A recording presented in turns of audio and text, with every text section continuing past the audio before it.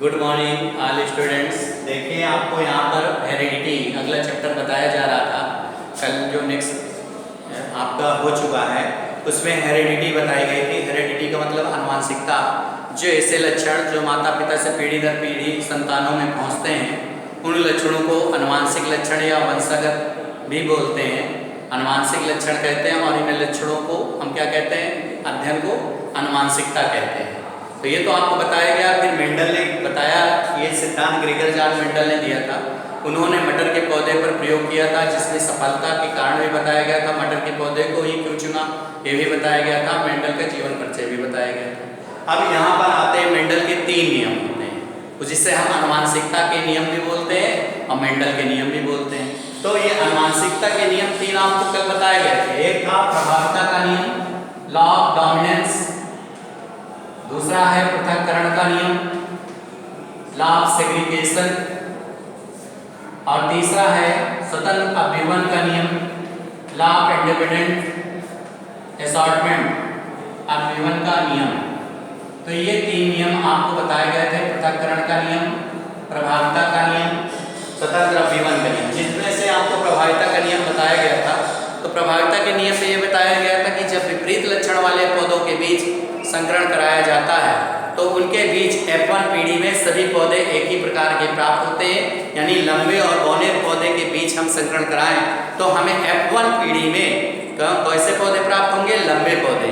अगर पुष्प का हम संकरण कराएं, लाल पुष्प और सफेद पुष्प हों, तो हमें F1 पीढ़ी में किस प्रकार के पुष्प प्राप्त होंगे, लाल पुष्प प्राप्त होंगे। क्योंकि जो प्रभावी लक्षण होते हैं, जो हमें दिखाई दे रहा है वो प्रभावी लक्षण कहलाते हैं, और जो हमें नहीं दिखाई देता वो अप्रभावी लक्षण कहलाते हैं। प्रभावी लक्षणों के कारण इसे हम प्रभाविता का नियम भी कहते हैं। तो इसका हमने संकरण कल बताया था कि जैसे लंबे और बौने पौधे के बीच हम संकरण कराते हैं तो F1 पीढ़ी में हमें सभी लंबे पौधे प्राप्त होते हैं, क्योंकि लंबे पौधे हमें दिखाई दे रहे हैं और जो बौने पौधे हैं वो दिखाई नहीं दे रहे हैं। तो वो क्या हो गया, प्रभावी लक्षणों के कारण प्रभाविता का नियम हुआ।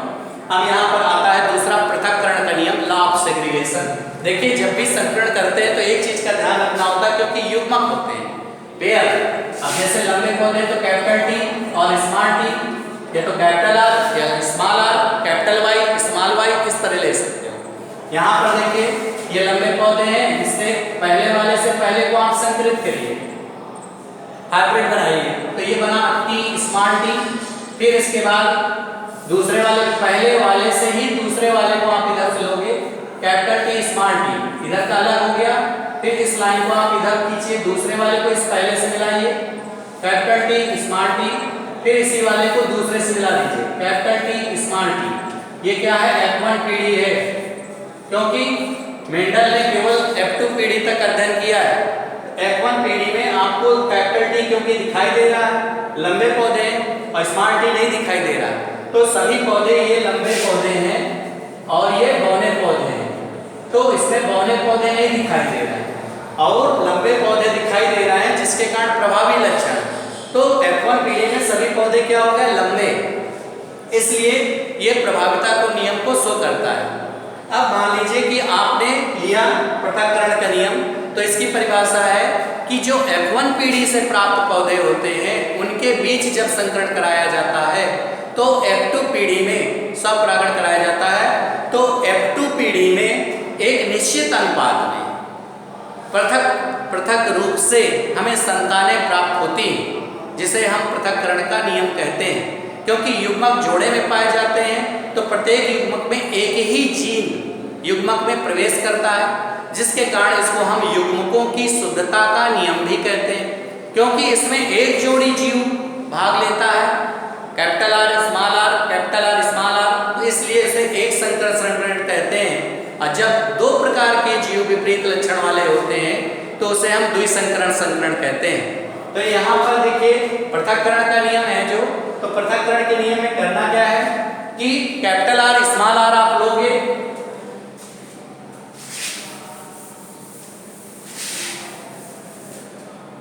पृथक्करण का नियम। तो मान लीजिए आपने लाल पुष्प लिया, फिर दूसरा आपने सफेद पुष्प लिया, अब दोनों में आपने संकरण कराया। मान लीजिए इसको आपने कैपिटल R माना, इसको स्मॉल r माना, इसमें संकरण कराया तो capital R small r, capital R small r,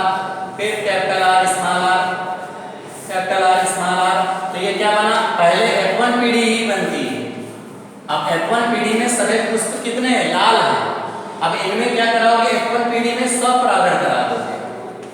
जब स्वपरागण कराओगे तो इधर का पेयर क्योंकि 50-50% है, इधर आप एक पेयर लोगे R स्मॉल r और इधर का एक पेयर लोगे R स्मॉल r। अब इनमें संकरण कराओगे तो कैपिटल RR, फिर इसमें कैपिटल R स्मॉल r, फिर इसको आप कैपिटल R स्मॉल r पहले नहीं लिखते, कैपिटल R के साथ स्मॉल r जुड़ा है, फिर स्मॉल r, ये क्या बना F2 पीढ़ी। अब F2 पीढ़ी में एक निश्चित अनुपात में पौधे प्राप्त होते हैं। तो ये जो आपका बना पृथक्करण का नियम है, क्योंकि इसमें एक जोड़ी पौधा, विपरीत लक्षण वाले एक जोड़ी पौधों के बीच संकरण कराया जाता है, तो एक निश्चित अनुपात में पृथक रूप से संतानें प्राप्त होती हैं, अलग अलग एक निश्चित अनुपात में। तो अनुपात भी दो प्रकार का होता है, एक फिनोटाइप और एक जीनोटाइप। फिनोटाइप का मतलब होता है लक्षण प्रारूप, वह लक्षणों को देखकर जिन जीवों का अध्ययन करते हैं उसे फिनोटाइप कहते हैं। जीन संरचना के आधार पर जिनका अध्ययन करते हैं वो जीनोटाइप कहलाता है। तो यहाँ आप देखिए, जैसे फिनोटाइप अनुपात निकालना है तो यहाँ देखिए 3 पौधे कैपिटल R लिखा हुआ है और स्मॉल r छिपा हुआ है इन दोनों में, तो वह लक्षण देख रहे हो तो 3 पुष्प तो आपके लाल है, 3 हो गया, और एक पुष्प आपका स्मॉल r है तो क्या है 1 हो गया। 3:1 जो इसका फिनोटाइप है वो 3:1 है, क्योंकि वह लक्षणों को देखा। यहाँ स्मॉल r जरूर है लेकिन छिपा हुआ है, यानी ये सफेद पुष्प छिपा है, लाल दिखाई दे रहा है, तो 3 पुष्प आपको लाल दिखाई दे रहा है, 1 पुष्प आपको सफेद दिखाई दे रहा है, वो क्या हो गया फिनोटाइप। अब जीन संरचना के आधार पर तो जीन आपको मालूम है पेयर में होते हैं, तो आप देखिए ये दोनों समयुग्मी हैं,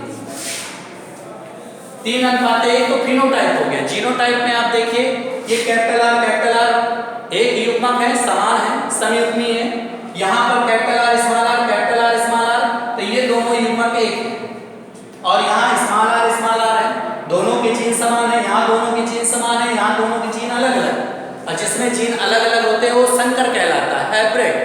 तो यहाँ पर अनुपात क्या हो जाएगा 1:1, इसमें कितने प्लांट्स हैं 2:1, तो 1:2:1, ये क्या है आपका जीनोटाइप अनुपात है जो पृथक्करण नियम की पुष्टि करता है। तो इस प्रकार पृथक्करण के नियम में 2 अनुपात होते हैं, एक फिनोटाइप जो 3:1 होता है और एक जीनोटाइप जो 1:2:1 होता है, जो पृथक्करण के नियम की पुष्टि करते हैं। इसके बाद आता है स्वतंत्र अभिवन का नियम। तो इसमें 2 जोड़ी विपरीत लक्षण वाले पौधे होते हैं। 2 जोड़ी विपरीत लक्षण वाले पौधे का मतलब कि बीज लेते हैं इसमें, आप पौधे भी ले सकते हो, पौधों के लिए लंबे और बौने होते हैं, पुष्प के लिए लाल और सफेद पुष्प होते हैं, बीज के लिए आप गोल और झुर्रीदार ले सकते हो। लेकिन यहाँ 2 विपरीत लक्षण वाले पौधे हैं, कैपिटल Y, कैपिटल R, ये तो आपका, फिर स्मॉल y, कैपिटल Y का स्मॉल y आया, कैपिटल R का स्मॉल r आया, स्मॉल r आया। अब देखिए दोनों में पहले आप इसको हटा दीजिए तो एक जोड़ी हो गया, जब 2 जोड़ी ले लोगे, 2 पेयर है, 2 पेयर इधर है, तो क्या कहलाएगा द्विसंकर संकरण। इसी को हम स्वतंत्र अभिवन का नियम कहते हैं। तो इसमें क्या करते हैं, संकरण कराओगे तो कैपिटल Y के साथ स्मॉल y आएगा और कैपिटल R के साथ स्मॉल r आएगा, ये क्या है कि F1 पीढ़ी। अब इनमें क्या कराओगे, स्वपरागण कराओगे, तो आपको कैपिटल Y ये स्मॉल y अलग कर दीजिए और कैपिटल R स्मॉल r इधर कर दीजिए। अब इनमें जब संकरण कराओगे 2 पेयर अलग हो गए, तो कैपिटल Y के साथ इसकी क्रिया कराओगे तो कैपिटल Y कैपिटल R, फिर कैपिटल Y स्मॉल r, फिर स्मॉल y कैपिटल R, फिर स्मॉल y स्मॉल r।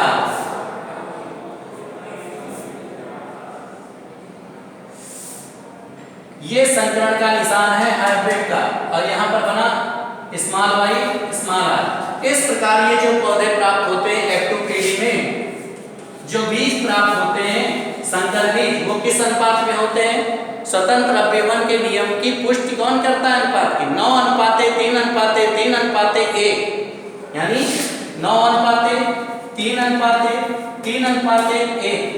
ये जो है जो अनुपात आया है वो आया है आपके स्वतंत्र अभिवन के नियम की पुष्टि करता है। यही आपका फिनोटाइप है और यही आपका जीनोटाइप है। तो स्वतंत्र अभिवन के नियम में जीनोटाइप फिनोटाइप एक ही होता है।